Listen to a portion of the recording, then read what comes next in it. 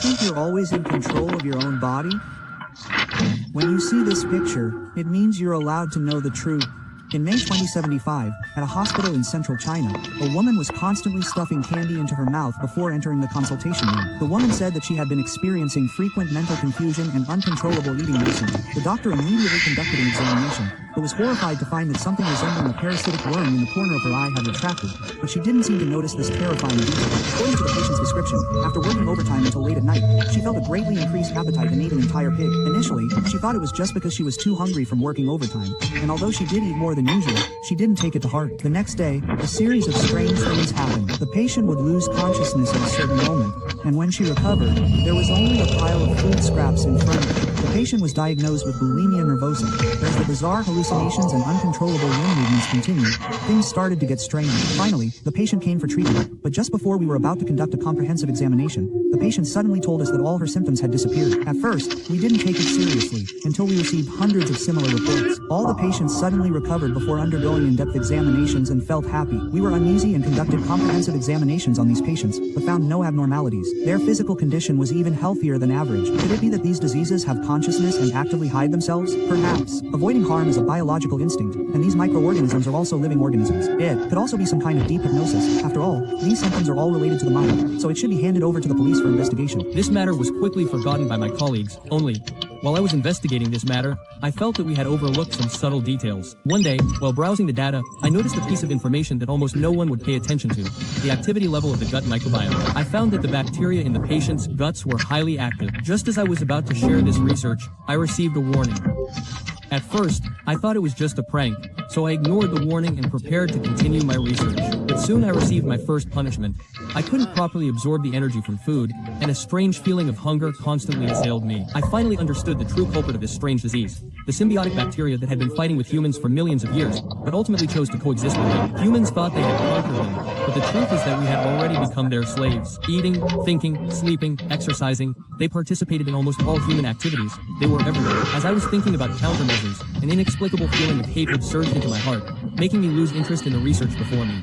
At night, a strange excitement pulled me from my sleep. This excitement continuously stimulated my brain, preventing me from sleeping. I knew this was their warning to me. But why did they suddenly betray us after coexisting with humans for millions of years? Suddenly, a few lines of distorted text slowly appeared in the corner of my eye. After a brief moment of confusion, I quickly realized that they were communicating with me. After replying to the text, they disappeared. After that, I couldn't contact them again. Everything that happened afterward far exceeded my understanding. Overnight, the entire global human population was infected with this strange disease. The human consumption of food increased exponentially, and the world entered an era of mass production. Large areas of forest were cut down and cleared for farmland and cities.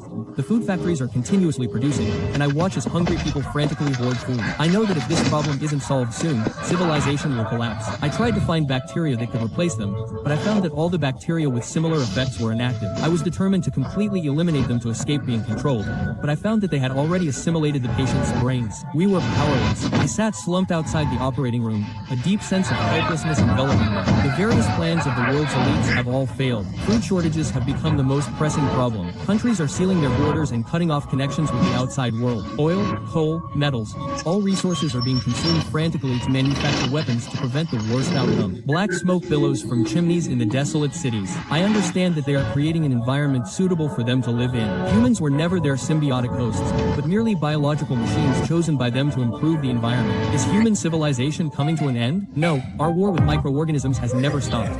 Those invisible little things have tried to destroy us countless times, but we have always overcome them. But this time, we are facing anaerobic bacteria that have existed for over 3.5 billion years and have been symbiotic with humans for millions of years. Facing a common enemy, countries have put aside their differences and decided to implement a human hibernation plan, putting all of humanity into hibernation pods, leaving only a small number of humans and intelligent robots to maintain the hibernation pods. The hibernators require very little energy, and the remaining small number of humans will also receive enough food to sustain themselves. Meanwhile, I and a group of scientists are trying to research methods to combat the anaerobic bacteria. We are using alternating hibernation to fight against the effects of the anaerobic bacteria.